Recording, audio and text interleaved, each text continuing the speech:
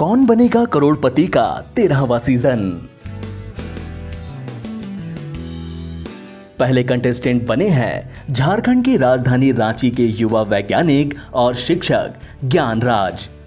ये उन young scientist के ग्रुप में शामिल हैं जिन्हें पीएम मोदी को परामर्श देने के लिए चुना गया है।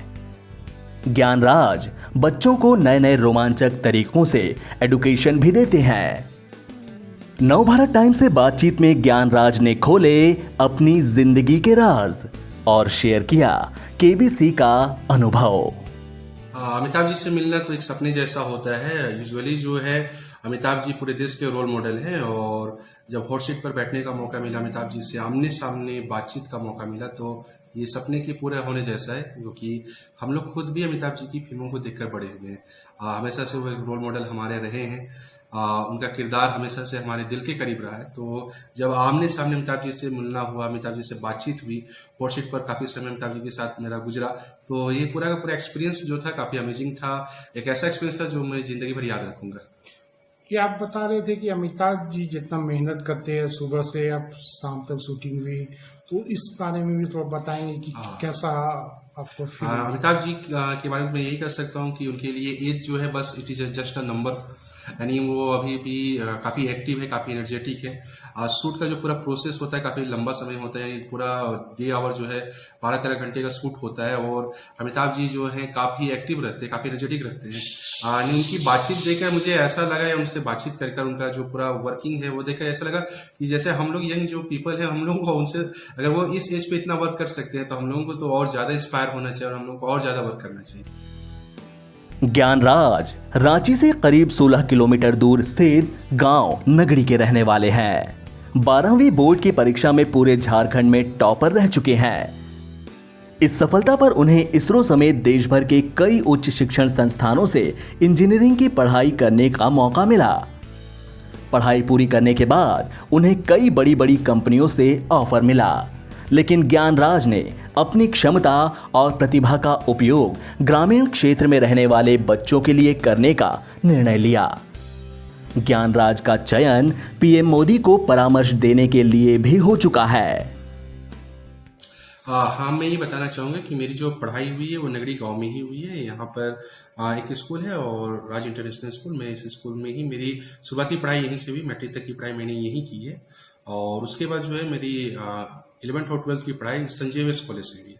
2012 में मैं स्टेट टॉपर था और उसके बाद मुझे काफ़ी ऑफर्स भी मिले थे। इसरो से भी ऑफर आया था, इंडियन आर्मी से भी मुझे ऑफर मिला था इंजीनियरिंग के लिए, लेकिन उस वक्त घर की परिस्थितियाँ कुछ ऐसी थी, मुझे वो ऑफर में एक्सेप्ट नहीं कर पाया और मुझे फिर बीआईटी मेसरा से मैंने कंप्यूटर इंजीनियरिंग की पढ़ाई कंप्लीट की। बीआईटी मेसरा में पढ़ाई के दौरान ही मुझे काफ़ी ऑफर्स मिले थे, जॉब ऑफर्स मिले थे मल्टीनेशनल कंपनी से, और मैं चाहता तो किसी सॉफ्टवेयर कंपनी में अच्छे लाखों के पैकेज में सेटल हो सकता था, लेकिन मन में था कि मुझे गाँव वापस आना है। मेरी माँ जो खुद टीचर भी है और काजा मेरी भी टीचर हैं, उन्होंने मुझे कोई एक बात कही थी कि अगर तुम चाहो तो तुम एक सेटल लाइफ जी सकते हो, तुम चाहो तो एक सक्सेसफुल इंजीनियर बन सकते हो। अगर गांव में आओगे, गांव के बच्चों को ट्रेन करोगे, तो आज एक इंजीनियर बनाए, कल 1000 इंजीनियर बनेंगे।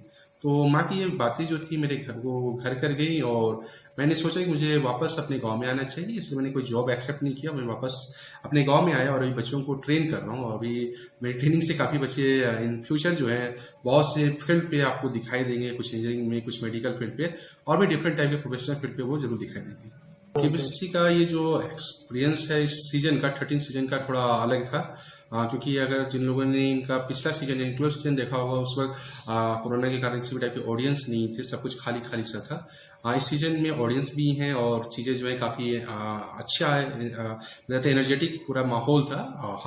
हाँ, कोरोना के दौरान चूंकि सारी चीज़ों की शूटिंग वगैरह हुई, तो बहुत सी चीज़ों का ख्याल भी रखा गया था कि कोरोना की गाइडलाइंस का हम लोग जब शूट के लिए पहुंचे थे तो हमें क्वारंटाइन किया गया था कुछ समय के लिए। हमारा आरटीपीसीआर टेस्ट भी हुआ था, जितने भी लोग मेंबर्स शूट के दौरान मौजूद थे सबका आरटीपीसीआर टेस्ट हुआ था। पर्टिकुलरली जो शूट का जो पूरा था वहाँ पर सारे लोग सोशल डिस्टेंसिंग फॉलो कर रहे थे, मास्क पे सारे लोग थे और पूरा का पूरा जो ऐसा जो गाइडलाइंस थे सारी चीज़ें फॉलो की गई थी। और एक सेफ इन्वायरमेंट में सारी शूटिंग की प्रोसेस कंप्लीट हुई थी। मैं ये कहना चाहूँगा कि लोग आज के टाइम पे जॉब के पीछे भागते हैं, सब चाहते हैं कि मुझे किसी भी टाइप का जॉब मिल जाए, लोग जॉब के पीछे भागते हैं। मैं कहूँगा कि आप जॉब के पीछे मत भागिए। एक डायलॉग है 3 इडियट्स का, आमिर खान का, कि कामयाबी के पीछे मत भागिए, काबिलियत के पीछे भागिए। अगर आप कामयाबी के पीछे नहीं भागते बल्कि एक्सीलेंस के पीछे भागते हैं तो कामयाबी छट मार के आपके पीछे आएगी। बस मैं इसी मोटो को फॉलो करता हूँ और मैं लोगों को यही कहूँगा कि आप जो है अपने काम को पे ध्यान दीजिए, आप काम को बेहतर तरीके से करने पर फोकस कीजिए, जॉब के पीछे मत जाइए। आप अपने से देखिए कि आप क्या कर सकते हैं, क्या अलग कर सकते हैं, आप क्या कंट्रीब्यूट कर सकते हैं अपनी सोसाइटी को, अपनी नेशन को। आप कंट्रीब्यूट करने का प्रयास कीजिए और अगर आप अपने काम को दिल लगाकर कीजिएगा तो जरूर आपको सफलता मिलेगी। जहाँ तक बात केबीसी की, तो केबीसी के बारे में ये कहूँगा कि बचपन से मैं केबीसी का फैन रहा हूँ। केबीसी मैं देखता रहा हूँ घर में, और बहुत बार ऐसा होता था कि बहुत से ऐसे क्वेश्चंस होते थे जिसके जवाब मैं आसानी से दे देता था। तो बार बार मेरी मम्मी यह कहा करती थी कि तुमको केबीसी ट्राई करना चाहिए, तुम बहुत इजीली जवाब दे देते हो। हाँ, लेकिन था कि उस वक्त स्टडी चल रही थी, फिर बाद में मैं टीचिंग में आ गया तो समय थोड़ा कम मिलता था। इस ईयर जो है लॉकडाउन के कारण थोड़ा समय मेरे पास था, मैं सोचा चलो इस बार ट्राई कर लेते हैं, तो मैंने ट्राई किया और हो गया। जहाँ तक बात, जितने भी लोग केबीसी के लिए ट्राई करते हैं या प्रयास करते हैं कि हम केबीसी में आना चाहते हैं, मैं वही कहूँगा कि देखिए केबीसी जो है यहाँ पे 2 चीज़ें, लक और हार्डवर्क दोनों है। अगर आप अपने काम को कुछ अच्छे से करेंगे, अलग तरीके से करेंगे, आपकी स्टोरी थोड़ी लोगों से अलग होगी, तभी केबीसी आपको मौका देगा।